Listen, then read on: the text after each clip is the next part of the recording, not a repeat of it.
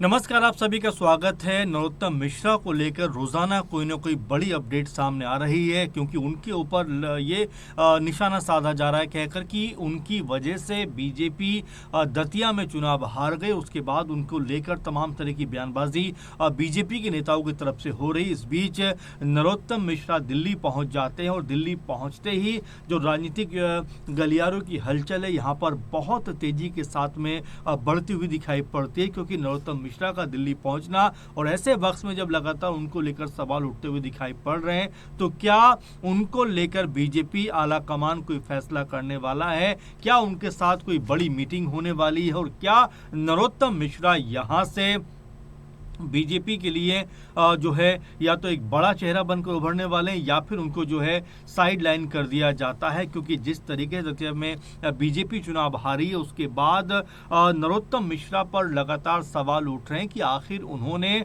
इतने मजबूत नेता होने के बावजूद, इतना प्रचार प्रसार करने के बावजूद आखिर बीजेपी कैसे चुनाव हार गई। कांग्रेस पार्टी लगातार 23 में भी कांग्रेस पार्टी चुनाव जीती थी और यहाँ पर नरोत्तम मिश्रा की 23 में हार हुई थी, लेकिन अब 2.5 साल के बाद जब इस सीट के ऊपर उपचुनाव हुआ है, उस सीट में भी बीजेपी को हार का मुंह देखना पड़ा है। और इसी बात को लेकर कयास लग रहे थे कि क्या उनके ऊपर आला कमान बीजेपी का कोई सख्त और बड़ा कदम हो सकता है। दिल्ली वो अचानक पहुंच जाते हैं और दिल्ली पहुंचने के बाद हलचल बहुत ज़्यादा तेज होती हुई दिखाई देती है कि क्या नरोत्तम मिश्रा के खिलाफ बीजेपी कोई बड़ा एक्शन यहां पर लेती हुई दिखाई पड़ने वाली है। क्या बीजेपी यहां पर नरोत्तम मिश्रा से जो है चुनाव को लेकर कोई पूछताछ करने वाली है? क्योंकि रह रहकर सवाल जो हैं वो नरोत्तम मिश्रा की तरफ ही उठते हुए दिखाई पड़ते हैं, क्योंकि बीजेपी दतिया उपचुनाव में लगभग 6,500 वोटों से चुनाव हार गई और इस हार का सारा जिम्मा या सारा का सारा जो ठीकरा है वो नरोत्तम मिश्रा के ऊपर फोड़ा जा रहा है। लेकिन ऐसे में जब नरोत्तम मिश्रा दिल्ली पहुंचते हैं, दिल्ली पहुंचकर मीडिया से बात करते हुए दिखाई पड़ते हैं और ये स्पष्ट कर देते हैं कि दिल्ली ना तो वो किसी के कहने पर आए हैं और ना उनको किसी से मिलना है। वो यूं ही दिल्ली में आए हैं और यहाँ पर उन्होंने अपने दोस्त आसाराम अहिरवार से मुलाकात की है और उनका हालचाल यानी उनकी जो स्वास्थ्य को लेकर जो चीज़ें हैं उनके बारे में पता किया है। यानी कि जिस तरह से गोल मटोल जवाब देते हुए नरोत्तम मिश्रा नजर आए कि उन्होंने किसी बीजेपी नेता से मुलाकात की है और ना किसी से समय मांगा है। उन्होंने यहाँ पर जो मुलाकात की है, दिल्ली जो वो आए हैं, वो अपने दोस्त आसाराम अहिरवार से मिलने के लिए आए हैं। इसके अलावा दूसरी कोई बड़ी वजह नहीं है। फिर उनसे पूछा जाता है कि जो मध्य प्रदेश के मुख्यमंत्री हैं मोहन यादव और संगठन महासचिव BL संतोष की मुलाकात होती है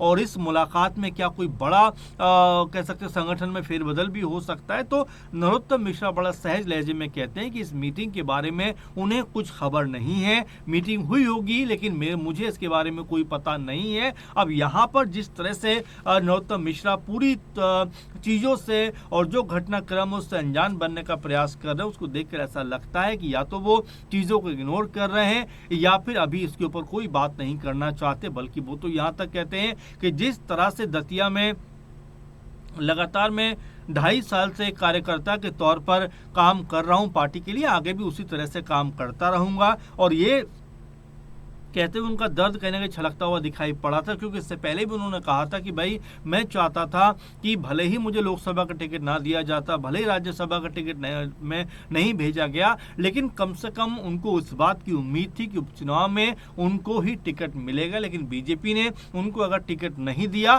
तो अब सक्रिय राजनीति वो कहीं ना कहीं उस पर स्टॉप लगाते हैं, लेकिन कार्यकर्ता के तौर पर वो बीजेपी के लिए काम करते रहेंगे। इस बात की जो है उन्होंने जो इस बात का बयान दिया, इस बात को लेकर कहा था और बयान दिया था कि किस तरह से बीजेपी के साथ वो जुड़े रहेंगे। लेकिन जिस तरह से अब पूरा माहौल उनके इर्द गिर्द बनता हुआ दिखाई पड़ता है, हार का ऐसा लगता है पूरे का पूरा जिम्मा उनके ऊपर डाल दिया गया है। क्योंकि आशुतोष तिवारी भी ये बात कहते हुए नजर आए थे कि समीक्षा होने के बाद पता चलेगा कि आखिर कौन जिम्मेदार है। कई लोग ये कहते हुए नजर आए कि भीतरघात हुआ है, कई लोग यहाँ तक कहते नजर आए कि बीजेपी के किसी बड़े नेता ने इस चुनाव में बीजेपी को हरवाया है। तो ऐसे में नरोत्तम मिश्रा के इर्द गिर्द कहानी इसलिए बुनती हुई दिखाई पड़ती है क्योंकि नरोत्तम मिश्रा दतिया से लगातार 3 बार विधायक रहे हैं, चुनाव जीते हैं। ऐसे में उनको लेकर जिस तरह का माहौल दतिया में था, क्योंकि जब उनका टिकट कटा उसके बाद में उनके समर्थकों ने तमाम तरह से हंगामा क्रिएट किया था, सड़क जाम कर दी थी और बीजेपी समेत सीएम मोहन यादव को लेकर तमाम तरह की बयानबाजी की थी। लेकिन नरोत्तम मिश्रा के कहने के बाद उनके जो समर्थक थे फिर अपना जो विरोध था वो छोड़ने को तैयार हुए। लेकिन एक मंच पर जब वो सभा को संबोधित कर रहे थे तो ये कहते हुए नजर आए कि मैं नरोत्तम मिश्रा हूं, मैं दोस्ती और दुश्मनी भूलता नहीं हूं। इसके अलावा एक जगह पर वो रोते हुए दिखाई पड़े। तो इन तमाम चीजों को जोड़कर देखा जा रहा है कि क्या उनके आंसुओं को देखकर जो उनके समर्थक थे, क्या उन्होंने यहां पर बीजेपी प्रत्याशी जो आशुतोष तिवारी थे उनको कोई भी जो है समर्थन नहीं किया। ये अपने आप में महत्वपूर्ण बात होने वाली है, क्योंकि अगर ऐसा हुआ है तो वाकई में जो सवाल उठ रहे हैं उनको लेकर बीजेपी आला कमान कोई बड़ा एक्शन लेता हुआ दिखाई पड़ सकता है। और यहाँ पर यह भी कहा जा रहा है कि भले ही नरोत्तम मिश्रा अभी खुलासा ना करें, लेकिन दिल्ली आने के बाद किसी न किसी बड़े नेता से उनकी मुलाकात जरूर होगी। कई खबरों में यहाँ तक कहा जा रहा है कि हो सकता है कि जो बीजेपी अध्यक्ष है नितिन नवीन, उनसे उनकी मुलाकात हो जाए। हालांकि वो ये कहते हैं कि ना उनसे मुलाकात मेरी अभी तक हुई है और ना मैंने उनसे मिलने का समय मांगा है। नरोत्तम मिश्रा ने इस तरह का जो बयान है वो जारी किया है कि यहाँ पर बीजेपी के बड़े नेताओं से उनकी कोई बात नहीं हुई है। लेकिन यहाँ पर सवाल यही उठता है कि क्या मध्य प्रदेश से दिल्ली वो सिर्फ अपने दोस्त से मिलने के लिए आए थे, उनका हालचाल लेने के लिए आए थे? क्या यहाँ पर बीजेपी नेताओं के साथ उनकी कोई मीटिंग नहीं होगी? क्या जो चर्चा लगातार चल रही थी कि आलाकमान कोई बड़ा फैसला उनको लेकर करने वाला है, क्या वो जो है तमाम बीजेपी के बड़े नेताओं से मुलाकात नहीं करेंगे? क्या ये भी सही है? क्योंकि अगर वो मुलाकात नहीं करते हैं तो क्या वाकई में ये माना जाएगा कि उनके ऊपर कोई बड़ी कार्रवाई नहीं होगी? इस तरह के तमाम सवाल जो वो रह के निकल के सामने आते हैं, क्योंकि एक तरफ तो वो ये कहते हैं कि भाई मेरी कोई मुलाकात नहीं हुई है, दूसरी तरफ दतिया के तमाम जो बीजेपी कमेटी है उसको भंग कर दिया जाता है। रघुवीर कुशवाहा जो बीजेपी के जिला अध्यक्ष थे वो नाराज हो जाते हैं इस बात को लेकर, उन्होंने समर्थन किया था नरोत्तम मिश्रा का। तो ऐसे में जो समर्थन कर रहे थे नरोत्तम मिश्रा का, उनके ऊपर गाज गिरी है। अब क्या यहाँ पर नरोत्तम मिश्रा को लेकर भी कोई बड़ा फैसला बीजेपी करती हुई दिखाई पड़ेगी? और अब तक हालांकि नरोत्तम मिश्रा इस पे कुछ भी बोलने को राजी नहीं है। लेकिन क्या दिल्ली में आने का मतलब कुछ और था? क्या कुछ गुप्त मीटिंग हुई है बीजेपी नेताओं के साथ में? ये तमाम तरह के कयास जो हैं वो अब लगते हुए दिखाई पड़ रहे हैं। लेकिन महत्वपूर्ण बात यह है कि जिस तरह से सीएम मोहन यादव और संगठन महासचिव बीएल संतोष की मुलाकात हुई है और इस मुलाकात के क्या मायने हैं, क्या यहाँ पर नरोत्तम मिश्रा को लेकर ये बातचीत हुई है, क्या उनके कद और पद को लेकर ये बातचीत हुई है, और क्या उनको लेकर अब कोई बड़ा फैसला बीजेपी आलाकमान की तरफ से होता हुआ दिखाई पड़ेगा? क्योंकि दिल्ली आने का मकसद, दिल्ली में बीजेपी नेताओं से नहीं मिलने का मकसद कहीं ना कहीं कई तरह के सवाल खड़े करता है कि क्या अब वो बीजेपी में उस कद के नेता नहीं रहे, उतने मजबूत और ताकतवर नेता नहीं रहे, या उतने विश्वसनीय नेता नहीं रहे कि वो किसी बीजेपी के बड़े नेता दिल्ली में मुलाकात करते हुए दिखाई पड़े? क्योंकि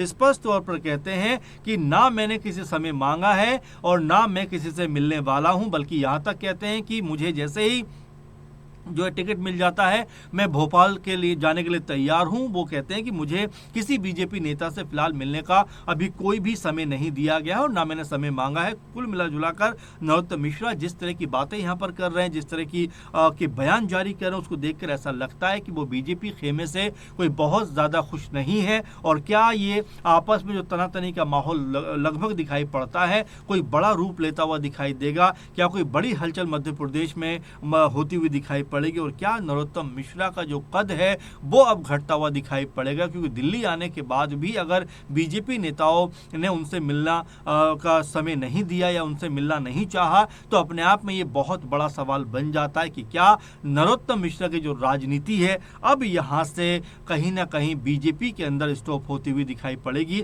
आपको क्या लगता है कमेंट करके जरूर बताइए। फिलहाल के प्रोग्राम में बस इतना ही। आप लगातार जुड़े रहें। नमस्कार।